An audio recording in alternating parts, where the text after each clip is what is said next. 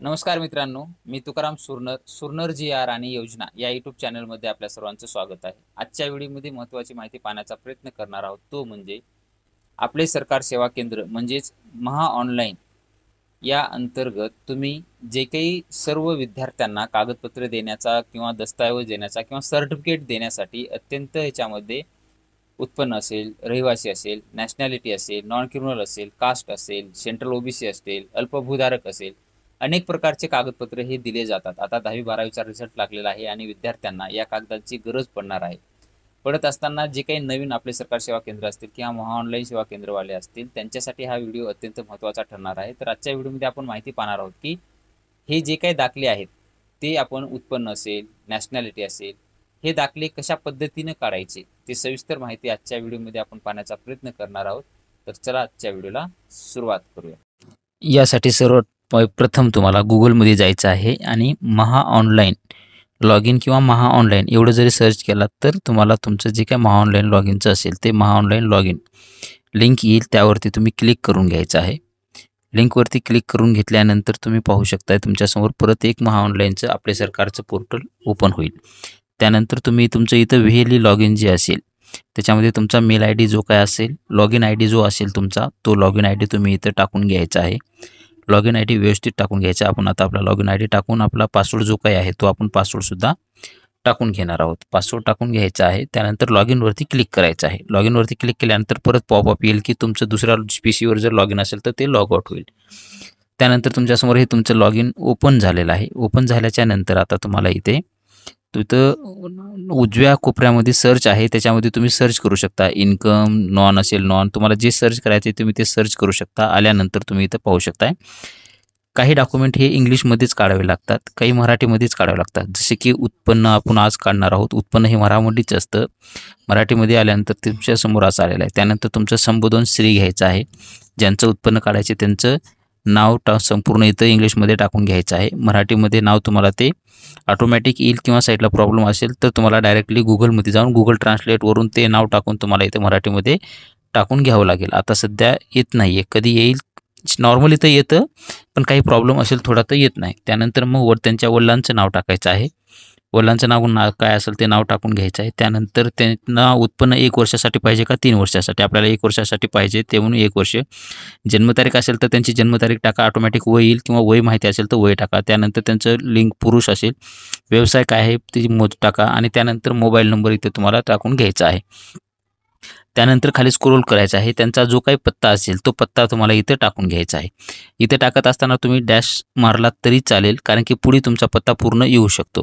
त्यानंतर तुमचा जिल्हा काय असेल ते जिल्हा, तालुका, तुमचं गाव कोणतं आहे गाव आणि तुमचा पिनकोड इथे तुम्हाला टाकून घ्यायचा आहे. त्यानंतर तुम्हाला परत खाली यायचं आहे. खाली आल्यानंतर इथं माहिती आहे की हे प्रमाणपत्र जे तुम्हाला पाहिजे ते कोणासाठी पाहिजे आहे, स्वतःसाठी पाहिजे का, तुम्हाला इथं भरपूर रिलेशन दाखवले जातील. आपण इथं मुलासाठी पाहिजे म्हणून आपण इथं मुलगा सर्च करणार आहोत. तुम्हाला ज्यांच्यासाठी पाहिजे ते तुम्ही सर्च करू शकता. आपण इथं स्वतःसाठी सर्च करून स्वतः केल्यानंतर इथं डायरेक्टली ऑटोमॅटिकली नाव, जर वरी मराठीमध्ये नाव आलेलं असेल तर खाली स्वतःचं केलं तर ऑटोमॅटिक नाव येतं. पण आपल्याला आलेलं नाही म्हणून आपण गुगल ट्रान्सलेटमधून हे घेतलेलं आहे नाव टाईप करून आणि परत इथं नाव घेतलेलं आहे. तर आता आपण खाली परत ते जिथं आपण सर्टिफिकेट कोणासाठी पाहिजे त्या ठिकाणी स्वतःच्या ठिकाणी आता इथं ऑटोमॅटिक नाव येईल आपलं इथं. त्यासाठी स्वतःच्या ठिकाणी तिथं थोडं चेंज करून परत स्वतः आपण तिथं करून घेतलं की नाव ऑटोमॅटिक येईल. कशासाठी पाहिजे, शिक्षणासाठी पाहिजे आहे त्यामुळं, किंवा इतर कोणत्या कारणासाठी पाहिजे असेल तर इतर टाकून तुम्हाला ज्या कारणासाठी पाहिजे त्या बॉक्समध्ये तुम्ही इथं मराठीमध्ये टाकू शकता की आपण मुलांच्या शिक्षणासाठी पाहिजे म्हणून. त्यानंतर खाली स्क्रोल करून घ्यायचं आहे आणि इथं तुमचं उत्पन्न जे असेल ते कोणत्या माध्यमातलं उत्पन्न आहे ते तुम्ही इथं टाकायचं आहे. इतर मजुरीमध्ये आपण आपलं उत्पन्न 3 वर्षाचं काढत आहोत म्हणून आपण इथं 3 वर्षाचं उत्पन्न जे आहे ते टाकत आहोत. 70,000, 75,000 आणि 80,000 आपण हे, आणि हे तलाठी साहेब यांच्याकडून हा अहवाल आणायचा असतो. त्या अहवालावर त्यांनी लिहून दिलेला असतो उत्पन्न, तेवढंच टाकायचं असतं. आणि उत्पन्नाचा जो काही इथं हे दिलेला आहे त्या ठिकाणी इथं तुम्हाला तो उत्पन्नाचा व्यवस्थित भरलेला आहे का, फॉर्म नाव वगैरे बरोबर आहे का ते व्यवस्थित चेक करून घ्यायचं आहे. कारण की एकदा चुकल्याच्या नंतर मग त्याच्यामध्ये सर्टिफिकेट तुम्हाला ते परतच काढावं लागेल, कारण की सर्टिफिकेट हे महत्त्वाचे असतात. त्याच्यामुळे माहिती भरत असतानाच व्यवस्थित काळजीपूर्वक भरून घ्यायची आहे. त्यानंतर तुम्हाला इथं सर्च करण्याच्या अगोदर इथं उत्पन्नाचा जो काही जोड प्रमाणपत्र तुम्ही देत आहेत उत्पन्नाचं ते काय प्रमाणपत्र देत आहेत किंवा कागदपत्र कोणता महत्त्वाचा देत आहेत उत्पन्नात, तर तलाठी अहवाल आहे ते त्याच्यावरती क्लिक करून घ्यायचं. आता आपल्याला कागदपत्र अपलोड करायचे आहेत. सर्व कागदपत्र तुम्हाला अगोदर ते सेव्ह करून एक फोल्डर बनवायचं आहे. आपण बनवलेलं आहे. इथं परत तुमचं जे काही फोल्डर असेल त्या फोल्डरमध्ये तुम्हाला जायचं आहे. त्या ठिकाणाहून फोल्डरमध्ये तुम्हाला उत्पन्नासाठी काय काय महत्त्वाचे आहेत, ज्यांचं उत्पन्न काढायचे त्यांचं आधार कार्ड, मतदान कार्ड, राशन कार्ड, त्यांचं शपथपत्र डिक्लरेशन एक आणि तलाठी अहवाल आणि त्यांचे पासपोर्ट साईज फोटो, एवढी कागदपत्र आपल्याला महत्त्वाचे आहेत. ते कागदपत्र इथं त्यांना कमीत कमी 500 KBच्या आतमध्ये हे कागदपत्र असणं गरजेचं आहे. ते कागदपत्र तुम्ही ऑलरेडी फोल्डरमध्ये फाईलचे नाव वगैरे टाकून आधार, पॅन जे काय असेल, आधार, मतदान कार्ड, राशन कार्ड, घोषणापत्र असतं. त्यानंतर मग तलाठी उत्पन्न काढत असाल तर तलाठी अहवाल असतो त्यांच्याकडला, जो की उत्पन्न त्यांनी 1 वर्षाचं किंवा 3 वर्षाचं लिहून दिलेलं असतं. ते तुम्हाला तिथं टाकून घ्यायचं आहे. आपण आता इथं कागदपत्र आपले जे काही आहेत ते आपण कागदपत्र अपलोड करून घेत आहोत. अपलोड करून घेत असताना सुद्धा इथं महत्त्वानं तुम्हाला जे तुम्ही कागदपत्र निवडलेलं आहे तेच तुम्हाला अपलोड करायचं आहे. कारण की कागदपत्र आधार निवडला असेल आणि तिथं जर तुमचं वोटर ID जात असेल तर ते चुकीचं होतं. जे काही कागदपत्र तुम्ही टाकत आहात ते बरोबर तुम्हाला अपलोड करून घ्यायचे आहेत. घेतल्यानंतर तुम्ही खाली थोडं स्क्रोल करून जे काही कागदपत्र तुम्ही अपलोड केलेत ते पाहण्यासाठी सुद्धा तुम्ही तिथं व्ह्यू बटनवर क्लिक करून पाहू शकता. खाली काढून त्याच्यानंतर पाहू शकता आपण इथं जे काही कागदपत्र आहेत ते तुम्हाला इथं व्यवस्थित दिसत आहेत. त्यानंतर तुम्हाला कंटिन्यूवर क्लिक करून घ्यायचं आहे. कंटिन्यूवर क्लिक केल्यानंतर परत तुमच्यासमोर एक नवीन विंडो ओपन होईल पेमेंट करण्यासाठी, आपले फोटो घेण्यासाठी.